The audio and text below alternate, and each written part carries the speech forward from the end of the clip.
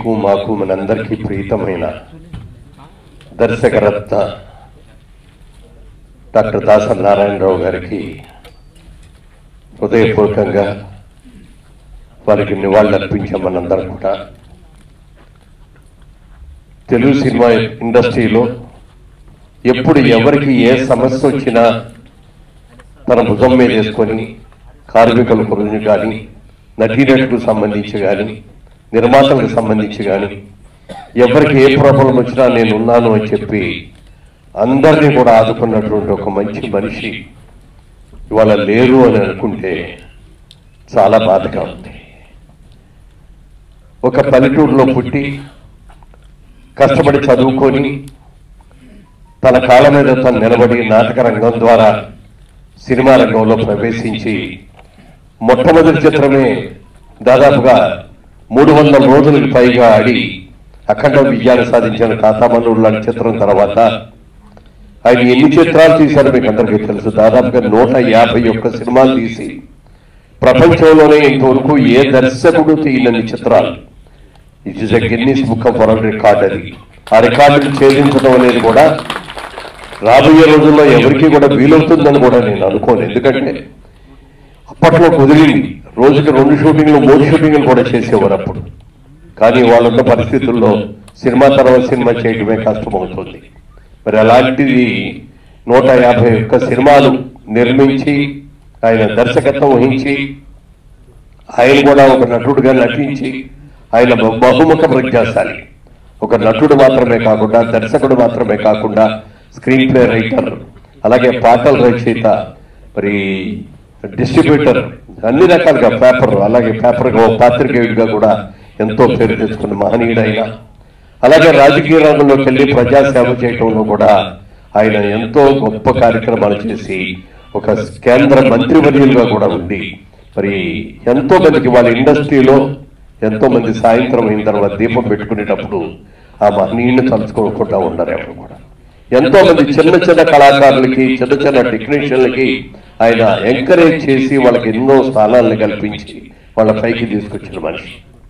నా విషయంలో కూడా నేను చెప్పుకోదలుచుకుంటే, నన్ను పరిచయం చేసిన నటుడు పోర్చంద్రరావు గారు అయితే నన్ను ఇండస్ట్రీలో నిలబెట్టి నాకు అనేక చిత్రాల్లో నాకు క్యారెక్టర్లు ఇచ్చి దాదాపుగా 40 చిత్రాలకు పైగా ఆయన దర్శకత్వంలో నటించే అవకాశాన్ని నాకు కలిగించిన మహనీయుడు ఇవాళ లేరు అంటే చాలా చాలా బాధగా ఉంది. నా దురదృష్టవశాత్తు నేను అమెరికాలో ఉండగా ఇది జరిగింది. అమెరికా వెళ్ళబోయే ముందు వెళ్ళి వారికి పాద నమస్కారం చేసి అమెరికా వెళుతున్నానండి, వచ్చే తర్వాత కలుస్తానండి అంటే, నేను వచ్చేటప్పటికి సంపూర్ణ ఆరోగ్యంతో ఉండాలి, ఇంకొక చిన్న ఆపరేషన్ ఏదో ఉంది, అది కూడా చేయించుకొని వచ్చేస్తానని చెప్పి ఆయన మనకెవ్వరికీ కూడా అందరంత దూరంగా వెళ్ళిపోయారు. తెలుగు చలనచిత్ర పరిశ్రమలో ఒక ధృవతారది. పరిశ్రమ ఉన్నంత వరకు దాసరి గారిని ఎవరూ మర్చిపోలేరు. ఆ ధృవతారుగానే ఉంటారని వారికి, వారి కుటుంబ సభ్యులకి కూడా నివాళులు అర్పిస్తూ వారి సానుభూతి మీ తరఫున, నా తరఫున, మనందరి తరఫున కూడా వారి సానుభూతిని తెలియజేస్తున్నాను. ఇకపోతే ఈ చిత్రం గురించి, ఈ చిత్రం ఒక మంచి,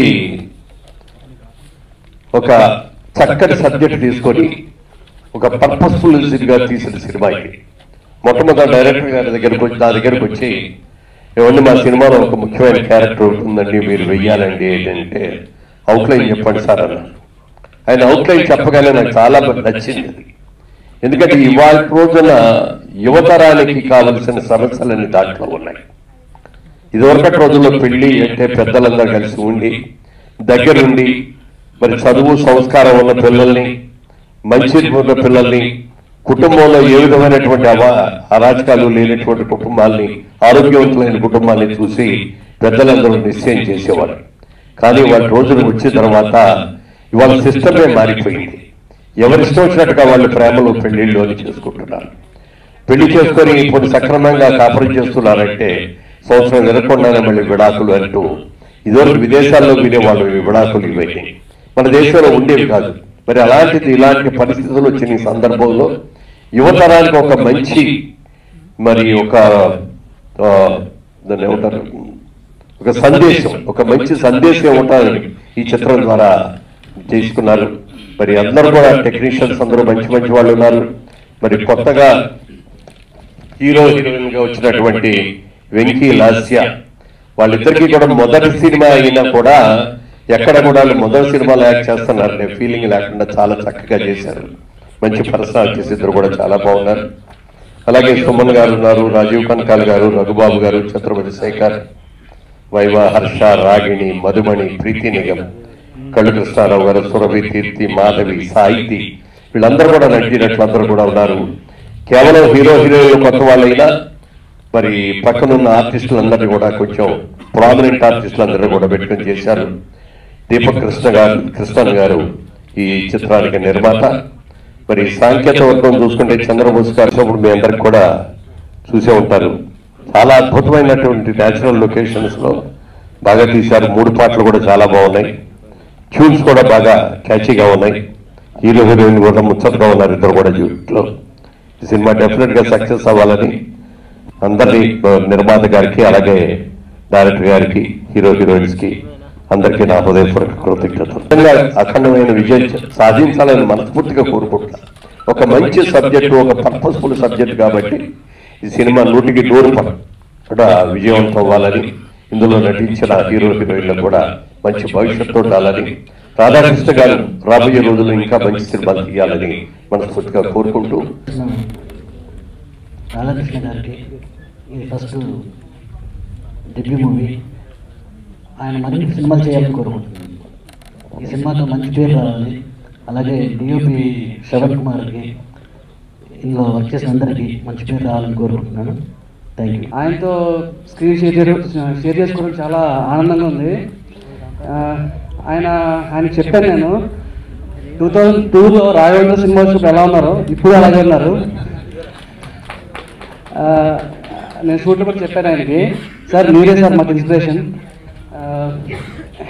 తర్వాత రాజ్ కందుకూరి గారు చిన్న సినిమాలకి ఇప్పుడు ఆయన బలం, ఒక ధైర్యం. నాకు గుర్తుంది చిత్రం సినిమా చిన్న సినిమాలకి బలం అప్పట్లో. అండ్ తర్వాత ఈ రోజుల్లో, అండ్ తర్వాత పెళ్లి చూపులు. సరే మీలాంటి వాళ్ళు చూసి పర్లేదు మనం కూడా ఇంటి కొట్టచ్చు చిన్న సినిమా అయినా అనే ఒక ధైర్యం మీరు. థ్యాంక్ యూ సార్ ఇక్కడ మా ఆహ్వానాన్ని అందించి వచ్చినందుకు. గతంలో పవన్ కళ్యాణ్ గారి జనసేన పార్టీకి అఫీషియల్ సాంగ్ కళ్యాణ్ గారు నా చేత చేయించుకున్నారు. ఆయనకి ఎప్పటికీ రుణపడి ఉంటాను. అలాగే తెలంగాణ ఆవిర్భవించిన తర్వాత తెలంగాణ ఆవిర్భావ దినోత్సవానికి మొట్టమొదటి సాంగ్ చేసింది నేనే. అది కూడా నా లైఫ్లో నేను ఎప్పటికీ మర్చిపోలేను. అదేవిధంగా నాకు జన్మనిచ్చిన నా తల్లిదండ్రులకి వాళ్ళని నేను ఏం చేసినా రుణం తీసుకోలేను. ఎందుకంటే నేను పుట్టినదే సంగీత కుటుంబం. మా తాతగారు, మా నాన్నగారు, మా అత్తయ్య గారు అలా వారసత్వం వస్తూ ఉంది. అలాగే ఈరోజు ఇంద్రగంటి మోహన్ కృష్ణ, తను నాకు కజిన్ అవుతాడు. మా తాతగారు మోహన్ కృష్ణ గారు వాళ్ళ తాతగారు ఇద్దరు ఓల్డ్ బ్రదర్స్. మా నాన్నగారు శ్రీకాంత్ శర్మ గారు కజిన్స్, మేయర్ కజిన్స్. చిన్నప్పటి నుంచి సంగీత వాతావరణంలోనే నేను పెరగడం జరిగింది. సంగీత దర్శకుడు అంటే ఒక చూపించి ఒక ఇది చేయడం అనేది కాకుండా, నా వరకు నేనేమనుకున్నానంటే, నా చిన్నతనం నుంచి సంగీత కుటుంబంలో పుట్టడం వల్ల నేను సింగింగ్ లో నేషనల్ లెవెల్లో 9 గోల్డ్ మెడల్స్ వచ్చాయి నాకు సింగింగ్ లో.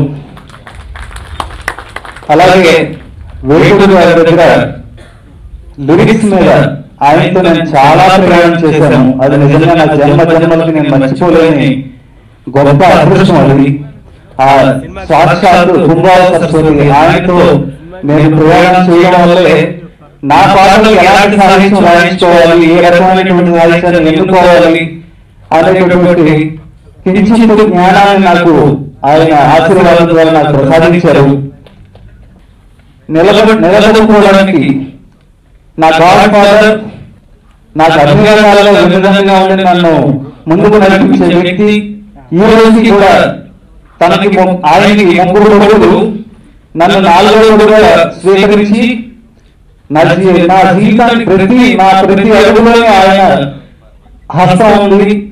నా భుజం తట్టి నన్ను ముందుకు నడిపిస్తున్న వ్యక్తి నా పితృదేవుడు శ్రీ మాజీ మంత్రివర్యులు శ్రీ బాలడి వీరభద్రరావు గారికి నేను ఎప్పటికీ రుణపడతాను. ఆయన పాదపద్మాలకు ఇక్కడి నుంచి నేను మనపూర్వకంగా నా నమస్సమాజాలు తెలియజేస్తున్నాను. నాకు ఎంతో ఇష్టమైన వ్యక్తి మా అన్నయ్య. ఇంట్లో స్వార్థం కూడా ఉంది. అడ్వాన్స్ హ్యాపీ బర్త్డే అన్నయ్య. రేటే బర్త్డే. ఇక ఈ ఇండస్ట్రీకే గుర్తులు దాసనారాయణ గారు. ఆయన నాకు ఇచ్చిన మాట తప్పారు.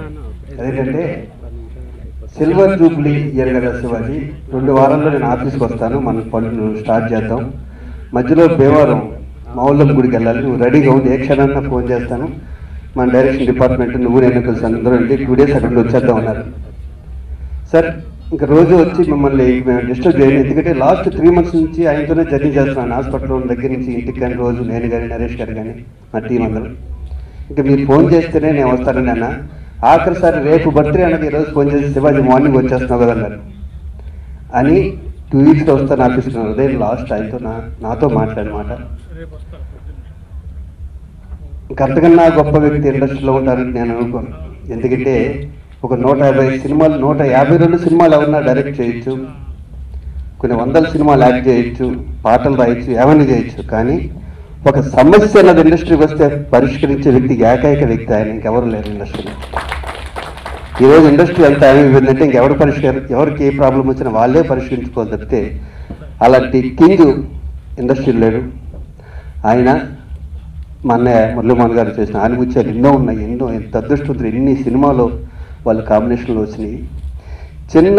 ఆయనతో పాటు చిన్న సినిమా కూడా వెళ్ళిపోయిందా అని బాధపడిన వాళ్ళు నేను ఒకటి. ఎందుకంటే ఎప్పుడు చిన్న సినిమా గురించి ఏ మీటింగ్ ఉన్నా కూడా గురువు గారు దాసనారాయణ గారు చిన్న సినిమా పట్టడం గురించే మాట్లాడేవారు. ఇప్పుడు రాధాకృష్ణ గారి బ్లెస్సింగ్స్ ఉంటాయి. ఎవరు ఏ చిన్న సినిమా తీసినా కూడా దాంట్లో దాసనారాయణ గారు ఉంటారు, ఆయన ముద్ర ఉంటుంది. కాబట్టి ఆయన పోలేదు, ఆయన చిన్న సినిమాల్లోనే ఉంటారు. చేయరా అని చిన్న భయం. కానీ ఆయనతో నేను పనిచేసిన చదువు ఉండటంతో కొంచెం వెళ్ళి ఆయన్ని అడిగాను. నేను అడిగినప్పుడు సబ్జెక్ట్ చెప్పండి అంటే చెప్పాను, నేరేట్ చేశాను. ఆయన వెంటనే నేను చేస్తాను, మీకు ఎప్పుడు కావాలంటే అప్పుడు డేట్లు అడగండి అని నన్ను ఎంకరేజ్ చేశారు. అది నాకు ఫస్ట్ ఈ సినిమాకి ఎంకరేజ్మెంట్ అండి. ఆ తర్వాత మిగతా ఆర్టిస్టులు అలాగే పెద్దవాళ్ళనే పెట్టుకొని చేసుకోగలిగాం. ముఖ్యంగా ఇక్కడికి వచ్చిన అందరికీ కృతజ్ఞతలు తెలియజేసుకుంటున్నాను. శ్రీ మురళీమోహన్ గారికి, శ్రీ రాజ్ కందుకూరి గారికి, శ్రీ శివాజీ రాజా గారికి, శ్రీ మల్కాపురం శివ గారికి,